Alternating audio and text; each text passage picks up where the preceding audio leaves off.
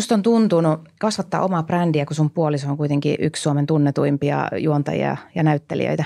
No mä uskon, että siksi just mä niin kun uskallan tehdä isoja asioita.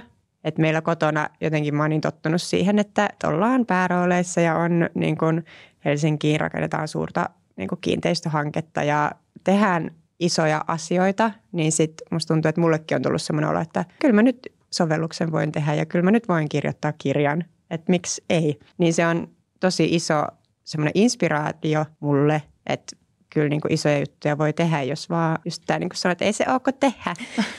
Mutta eikö se ole makea hiffata, niin kuin, että oikeasti voi tehdä, koska siis mekin tässä meidän yrityksen aikana niin on tajunnut sille, että oikeasti niin kuin, että onhan niin kuin joku keksinyt Teslan tai tämä niin kuin Elon Musk.